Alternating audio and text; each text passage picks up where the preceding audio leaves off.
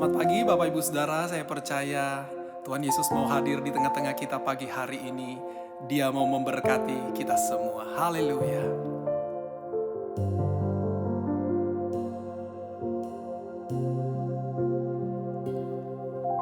Ada Yesus yang selalu peduli. Ada Yesus yang selalu mengerti. Dia buktikan dengan cinta. Dia berikan nyawanya bagi kita. Ada Yesus yang selalu peduli. Ada Yesus yang selalu mengerti. Dia buktikan dengan cinta. Dia berikan nyawanya bagi kita. Oh Yesus mati bagiku, memberikan nyawamu bagi hidupku. Darahmu tebus dosaku, hidupku menjadi yang baru.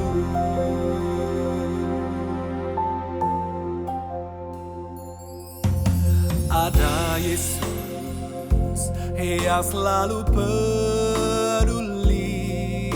Ada Yesus yang selalu mengerti.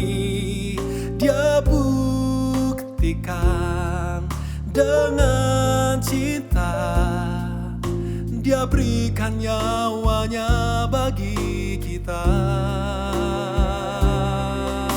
Ada Yesus yang selalu peduli. Ada Yesus yang selalu mengerti.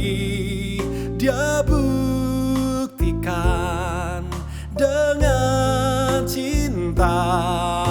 Dia berikan nyawanya bagi kita. Oh Yesus mati bagiku, memberikan nyawamu bagi hidupku. Darahmu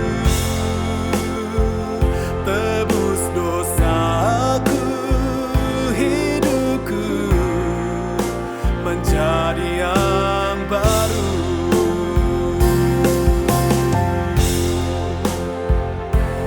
Yesus,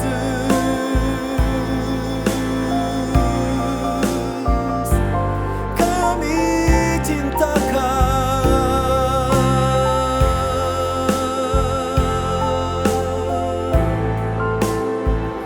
Terima kasih Tuhan Yesus.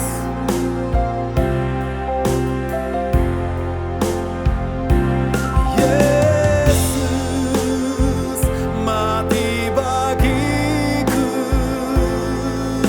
memberikan nyawamu bagi hidupku. Darahmu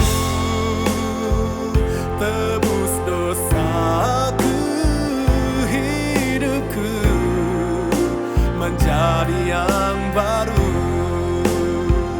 Hidupku menjadi yang baru.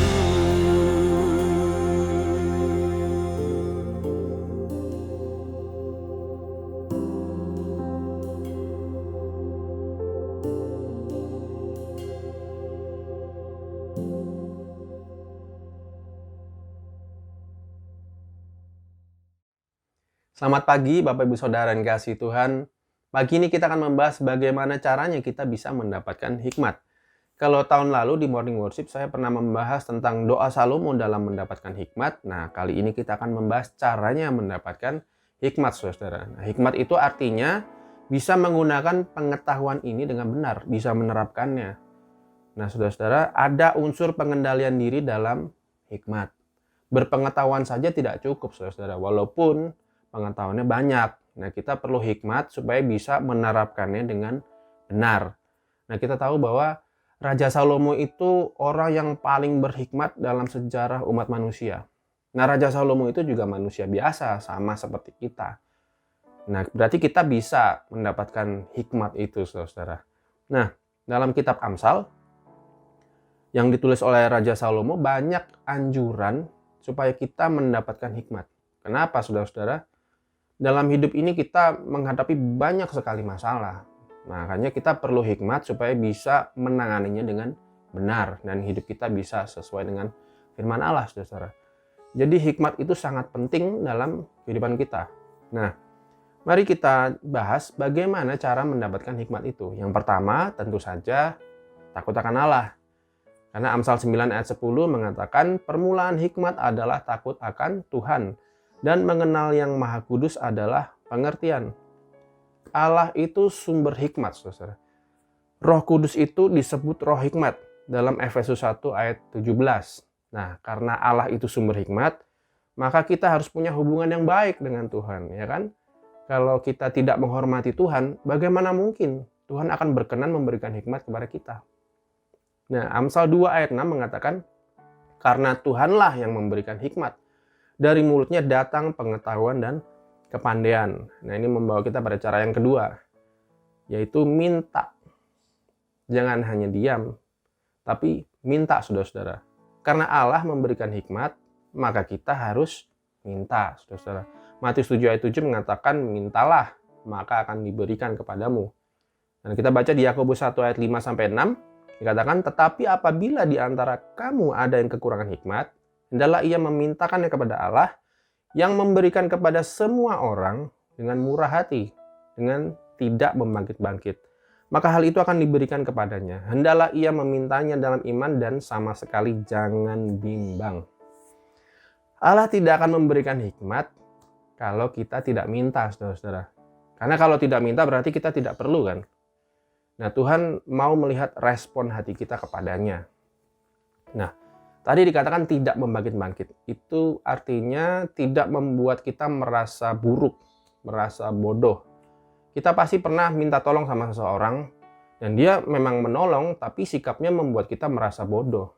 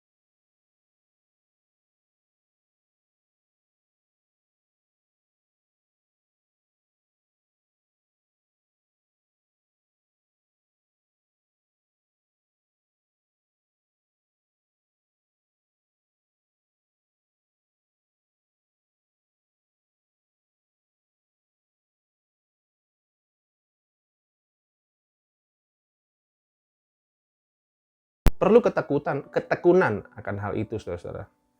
Kita harus tekun mencari sampai mendapat. Kita harus tekun menunggu pintu yang kita ketuk sampai pintu itu dibuka. Nah, kita juga perlu ketekunan untuk memperoleh hikmat itu, saudara-saudara. Tekun dalam menjalani prosesnya. Dalam menjalani prosesnya itu, Roh Kudus akan memimpin kita mana yang harus dipelajari, mana yang harus dilakukan, dan mana yang tidak boleh dilakukan, sehingga semuanya terarah sesuai dengan kehendak Allah, saudara. Raja Salomo juga begitu. Dia harus menghadapi masalah-masalah rakyatnya yang dibawa kepadanya. Dalam menghadapinya perlu hikmat juga yang diberikan oleh Allah, ya kan? Perlu hikmat, saudara-saudara. Seperti dua orang perempuan yang berebut anak itu, contohnya satu. Dia juga harus menyembah Allah. Raja Salomo harus bersekutu dengan Allah supaya apa? Supaya mengerti kehendak Allah sang sumber hikmat itu. Jadi apa yang diputuskan, apa yang dilakukan, semuanya terarah sesuai dengan kehendak Tuhan, sehingga kita bisa berhasil. Nah, Tuhan tentu mau kita menjadi berhasil, bukan menjadi orang yang gagal, saudara-saudara. Jadi jangan diam-diam saja, saudara-saudara.